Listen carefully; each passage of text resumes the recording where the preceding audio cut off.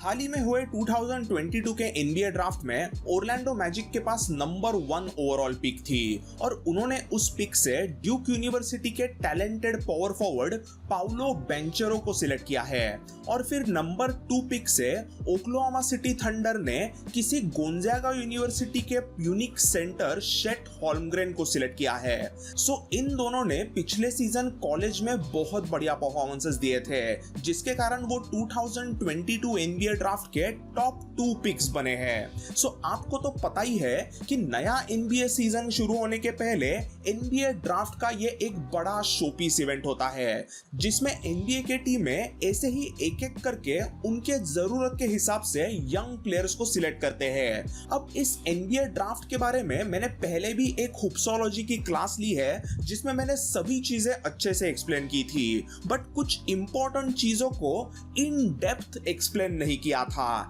And that is कि आखिर NBA की ड्राफ्ट लॉटरी क्या होती है, ये ड्राफ्ट लॉटरी रखी क्यों जाती है और आखिर NBA ड्राफ्ट का ऑर्डर ऑफ सिलेक्शन कैसे बनाया जाता है, यानी कौन से टीम को नंबर 1 पिक मिलेगा, कौन से टीम को नंबर 2 पिक मिलेगा, कौन से टीम को नंबर 5 मिलेगा, so on and so fourth. So NBA के एग्जीक्यूटिव्स ऐसे कुछ व्हाइट बॉल्स वाले मशीन के सामने होते हैं और वो एक एक व्हाइट बॉल को निकालते हैं और फिर कुछ तो हो जाता है जिससे NBA के टीम को एक ड्राफ्ट पिक मिलती है।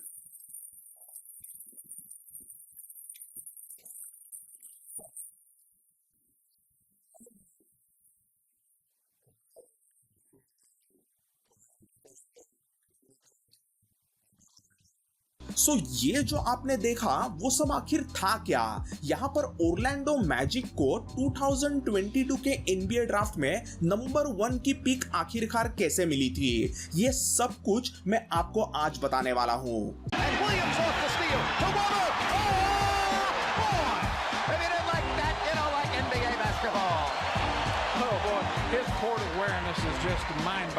सो हर साल NBA ड्राफ्ट में सभी 30 टीम्स 2 राउंड में यंग प्लेयर्स को सिलेक्ट करते हैं। राउंड 1 में 1 से लेके 30 तक की ड्राफ्ट पिक्स होती है और राउंड 2 में 31 से लेके 60 तक की ड्राफ्ट पिक्स होती है। ये ड्राफ्ट पिक माने एक सिलेक्शन का स्लॉट होता है और हर टीम के पास 2 ड्राफ्ट पिक्स होती है, पहली फर्स्ट राउंड में और दूसरी सेकेंड राउंड में। बट अब ऐसे कौन से ड्राफ्ट पिक पर कौन सी टीम प्लेयर्स का सिलेक्शन करेगी, ये चीज तय करना बहुत इंपॉर्टेंट होता है क्योंकि जिस टीम को शुरुआती ऊपर के ड्राफ्ट पिक्स मिलते हैं उसे best of the best young players को सिलेक्ट करने का मौका मिलता है। सो सालों पहले 1966 से लेके 1984 तक NBA ड्राफ्ट का ऑर्डर ऑफ सिलेक्शन का प्रोसेस एकदम सिंपल था।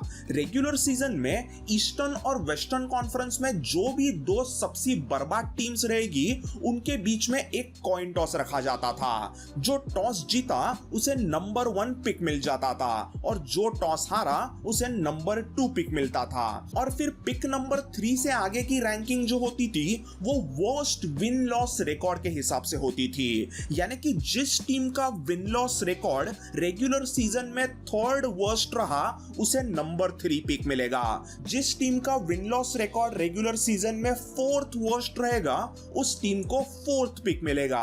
ऐसे ही वो आगे बढ़ता जाता था। अभी वैसे तो ये बहुत अच्छी सिस्टम थी क्योंकि NBA के 2 सबसे बकवास टीमों में से किसी एक को फॉर श्योर अगले साल नंबर 1 पिक मिलती थी जिससे उन्हें दुनिया का बेस्ट प्लेयर सिलेक्ट करने का मौका मिलता था। बट कुछ ही सालों के बाद में इस चीज का NBA टीम्स फायदा उठाने लगे। सो 1966 से लेके 1984 तक कई बार NBA टीम्स अभी जानबूझ के हारने लगे थे ताकि उन्हें NBA ड्राफ्ट में नंबर 1 पिक मिले। इसका एक बड़ा फेमस एग्जांपल आया था 1983-84 के सीजन में जब ह्यूस्टन रॉकेट्स ने ऐसा ही कुछ किया।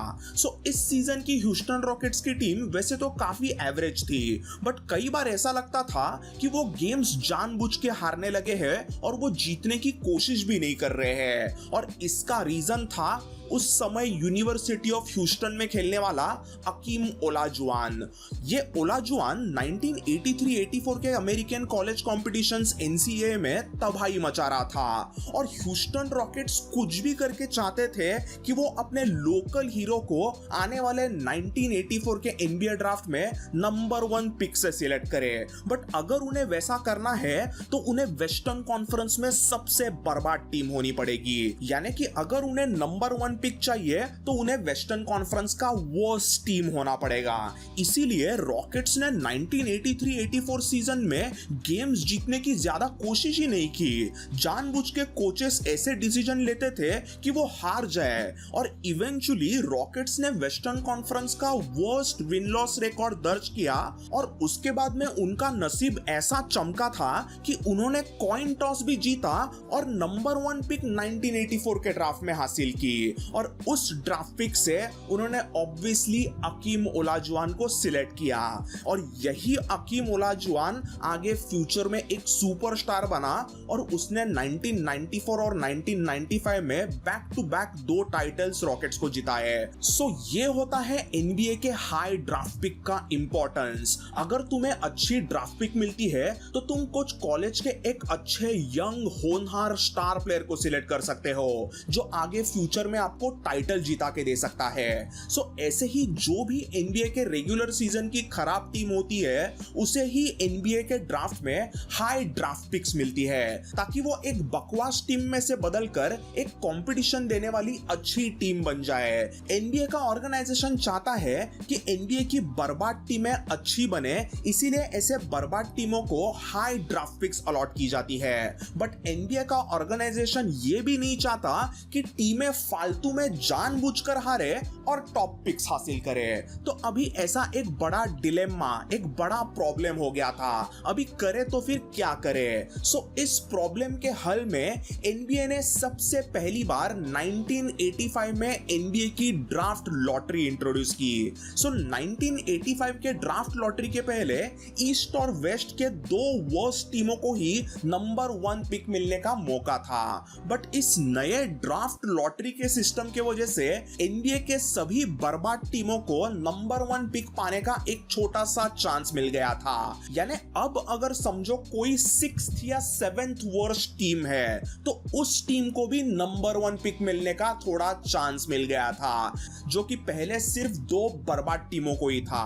अब 1985 से लेके 2019 तक अलग अलग NBA ड्राफ्ट के लॉटरी वाले सिस्टम्स यूज किए गए हैं जिसमें मैं ज्यादा इन्वॉल्व बिल्कुल नहीं होऊंगा क्योंकि मैं आपको 2020 के बाद में जो नया NBA ड्राफ्ट लॉटरी का सिस्टम यूज किया जाने लगा है वो आपको एक्सप्लेन करने वाला हूं। So let's get into that. So first of all NBA के रेगुलर सीजन में देखा जाता है कि 30 टीम्स में से कौन प्लेऑफ्स में पहुंचा है और कौन नहीं। सो 30 टीम्स में से हर साल ईस्टर्न कॉन्फ्रेंस की 8 टीम्स और वेस्टर्न कॉन्फ्रेंस की 8 टीम्स, ऐसे कुल मिला के 16 टीम्स NBA प्लेऑफ्स में पहुंचती है। सो ये जो 16 टीम्स होती है वो NBA ड्राफ्ट लॉटरी में नहीं होती। Let me say that again, जो 16 टीम्स प्लेऑफ्स में खेलती है वो अगले सीजन के पहले होने वाले ड्राफ्ट लॉटरी में नहीं होती। बट बचे हुए बाकी के 14 टीम्स जो प्लेऑफ्स में नहीं पहुंचते हैं वो होने वाले ड्राफ्ट लॉटरी के लिए क्वालिफाई होते हैं। आई होप आपको ये सिंपल फैक्ट समझा। अगर नहीं समझा तो वापस रिवाइंड करके सुन लीजिए। अभी चलते हैं NBA ड्राफ्ट लॉटरी के एक्सप्लेनेशन में, जो आपको थोड़ा सा पहले कॉम्प्लिकेटेड लगेगा बट जैसे मैं आपको बताता जाऊंगा आपको वो थोड़ा सिंप्लीफाई होते जाएगा। So just bear with me. अब ये समझाने के लिए मैंने 2022 के NBA ड्राफ्ट लॉटरी का एग्जांपल लिया है। सो 2022 के प्लेऑफ्स में ये जो आपके सामने दिख रही है वो 14 टीम्स नहीं थी और अब इनके सामने ये सब 14, 13.4, 12.7 और ऐसे कई सारे अलग अलग नंबर्स लिखे हैं जो उनके ड्राफ्ट लॉटरी के ऑड्स होते हैं। आई नो ये थोड़ा सा कॉम्प्लिकेटेड है बट जैसे कि मैंने कहा आप वीडियो अंत तक देखिए, मैं आपको ये सब चीजें समझाऊंगा। सो 2021-22 के रेगुलर सीजन में ओरलैंडो मैजिक, ह्यूस्टन रॉकेट्स और डिट्रॉइट पिस्टन्स का विन लॉस रिकॉर्ड सबसे खराब रहा था। यानी कि वो 2021-22 के रेगुलर सीजन में बॉटम की 3 टीम्स रही थी। इसीलिए इन सबसे खराब 3 टीमों को 2022 NBA ड्राफ्ट में नंबर 1 पिक मिलने के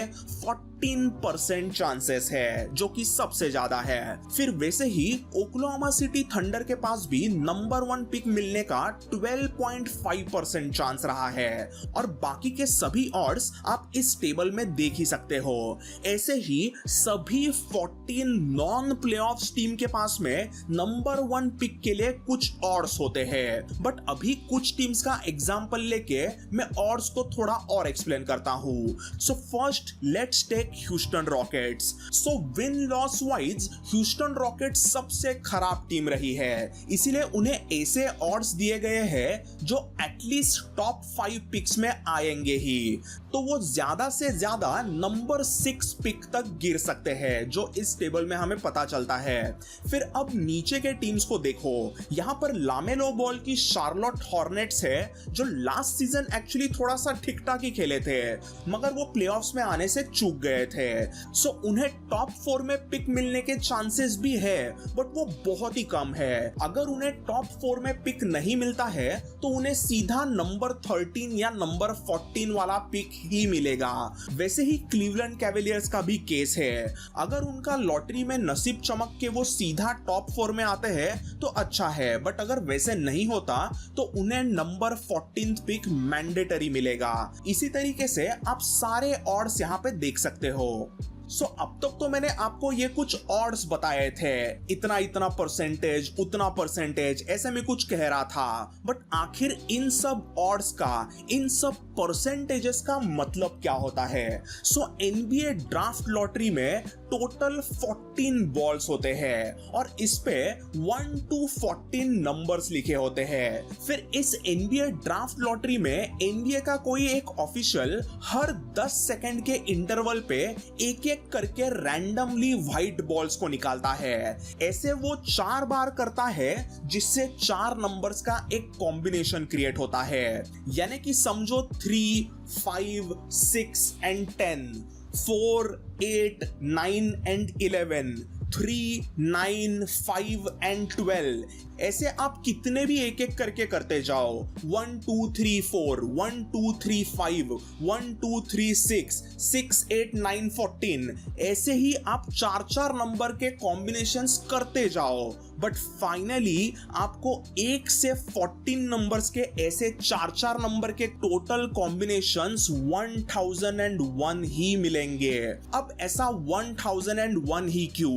ऐसा सवाल अगर आपको है तो इसके लिए आपको अपने मैथ्स के क्लास में परम्यूटेशंस और कॉम्बिनेशंस के चैप्टर की अच्छे से पढ़ाई करनी होगी। यहाँ पे मैं उसमें ज्यादा नहीं पढ़ूंगा, क्योंकि ये एनबीए बास्केटबॉल की क्लास है, ना कि मैथ्स की क्लास है। सो एनबीए ड्राफ्ट लॉटरी के लिए ऐसे टोटल 1001 अलग अलग कॉम्बिनेशंस बनाई जाती है। सो अब इन कॉम्बिनेशंस में ओरलैंडो मैजिक के पास में 14% ऑड्स है। सो इसका मतलब एनबीए उन्हें टोटल 140 कॉम्बिनेशंस अलॉट करता है। मानो पहला कॉम्बिनेशन है 1 3 8 14, फिर कोई 4 नंबर का दूसरा कॉम्बिनेशन है 5 8 12 and 13, फिर कोई और एक 4 नंबर का कॉम्बिनेशन है मानो 2 4 7 and 9।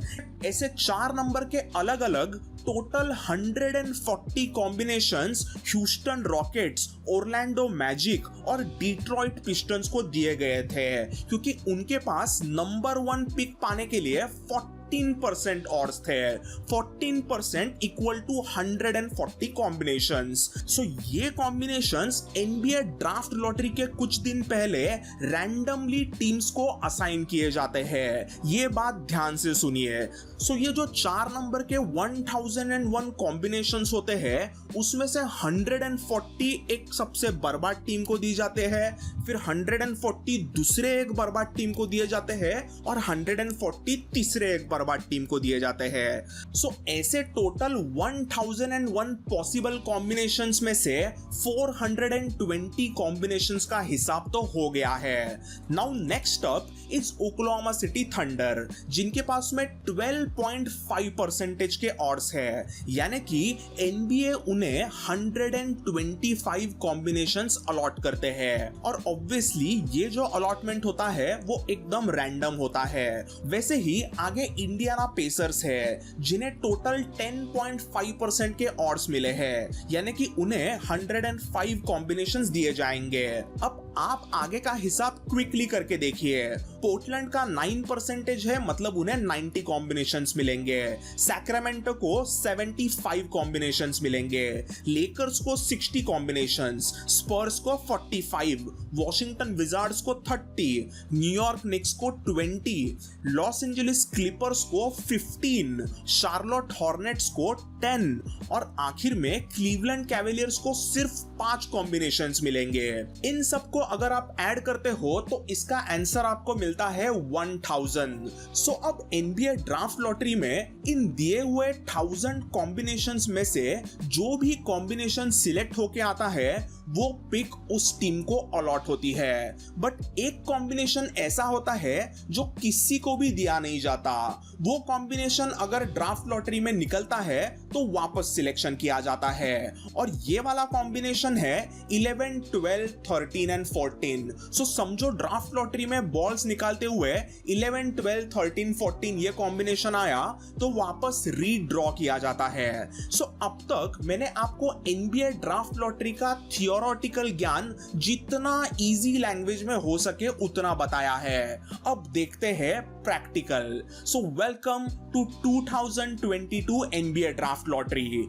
So first of all आपको एक इंपॉर्टेंट चीज याद रखनी है। एनबीए की ड्राफ्ट लॉटरी सिर्फ और सिर्फ पहले 4 पिक्स के लिए होती है। मतलब कौन से वर्स्ट विन लॉस वाले टीम को नंबर 1 पिक मिलेगी, नंबर 2 मिलेगी, नंबर 3 मिलेगी और नंबर 4 मिलेगी, यही सिर्फ ड्राफ्ट लॉटरी में डिसाइड किया जाता है। सो अब ये देखो, इस लॉटरी के मशीन में 1 से लेके 14 नंबर लिखे हुए पिंग पोंग बॉल्स को डाला जाता है।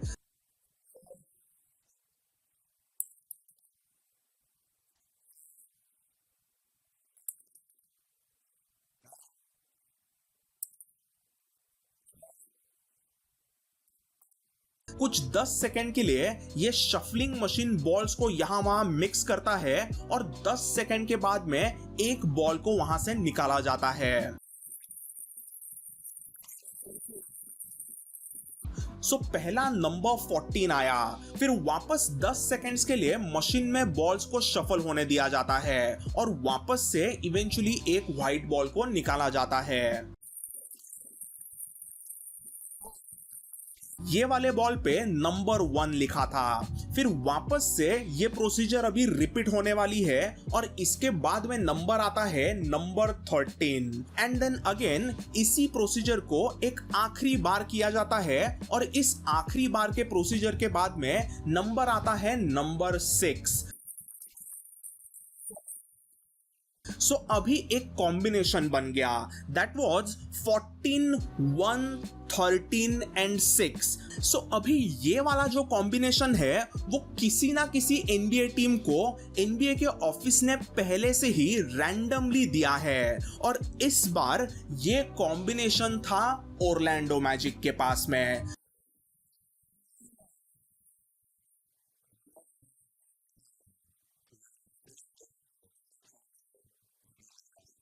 सो इस तरह से ओरलैंडो मैजिक ने 2022 की एनबीए ड्राफ्ट लॉटरी जीती। अभी ओरलैंडो, डिट्रॉइट और ह्यूस्टन ऐसे तीनों टीमों के पास में 140 कॉम्बिनेशंस थे, यानी कि उनके लॉटरी जीतने के 14% चांसेस थे, which was more than anyone else. So but ऐसा भी नहीं है कि यही ऐसे ज्यादा कॉम्बिनेशंस वाली टीम्स लॉटरी जीतती है। सो एक्चुअली 2008 में शिकागो बुल्स के उनके लॉटरी जीतने के सिर्फ 1.7% चांसेस थे, बट फिर भी उनका नसीब ऐसा चमका कि उन्हें नंबर 1 पिक मिल गई और उन्होंने उस पिक से डेरिक रोज को सिलेक्ट किया। वैसे ही 2019 के ड्राफ्ट लॉटरी में भी न्यू ऑरलियंस पेलिकन्स के पास में सिर्फ 6% चांसेस थे लॉटरी जीतने के, मतलब उन्हें सिर्फ 60 कॉम्बिनेशंस दिए गए थे और फिर भी उन्होंने लॉटरी जीती, जिससे उन्होंने ज़ायन विलियमसन को सिलेक्ट किया। सो इसी तरह से 2022 के NBA ड्राफ्ट में number 2 pick Oklahoma City Thunder को मिली थी, नंबर 3 पिक ह्यूस्टन रॉकेट्स को मिली थी और number 4 pick actually Sacramento Kings को मिल गई थी। और यहाँ पे ड्राफ्ट लॉटरी खत्म होती है। अब आगे नंबर 5 से लेकर नंबर 14 तक की ड्राफ्ट पिक्स रिवर्स ऑर्डर में विन लॉस के हिसाब से दी जाती है। सो 2022 के ड्राफ्ट में नंबर 5 ड्राफ्ट पिक मिला था डिट्रॉइट पिस्टन्स को, क्योंकि उनका विन लॉस रिकॉर्ड सबसे बर्बाद रहा था और उन्हें लॉटरी में पिक नहीं मिली थी। लास्ट ईयर पिस्टन्स ने लॉटरी जीती थी और उन्हें नंबर 1 पिक से केड कनिंगम जैसा प्लेयर मिल गया, बट इस बार उनकी किस्मत फूटी रही। उनके पास 140 कॉम्बिनेशंस थे, बट एक भी कॉम्बिनेशन ऐसा नहीं निकला जो उनका रहा था, सो उन्हें नंबर 5 पिक लेना पड़ा। वैसे ही पिस्टन्स के बाद में इंडियाना पेसर्स का रिकॉर्ड भी बहुत खराब था, सो उन्हें नंबर 6 का पिक मिला। वैसे आप आगे विन लॉस रिकॉर्ड खुद ही टेबल में जाके देख सकते हो और आपको सब कुछ पता चलेगा कि कैसे 2022 के NBA ड्राफ्ट का ड्राफ्ट ऑर्डर बनाया गया था। सो जिनका रिकॉर्ड सबसे खराब उन्हें सबसे ऊपर की पिक्स मिली थी। So that's about it. तो दोस्तों ये होता है NBA ड्राफ्ट लॉटरी का एक झमेला। ऐसे ही NBA ड्राफ्ट लॉटरी के बाद में टॉप 4 पिक सिलेक्ट किए जाते हैं और फिर आगे का NBA का draft order win loss record के हिसाब से सेट किया जाता है।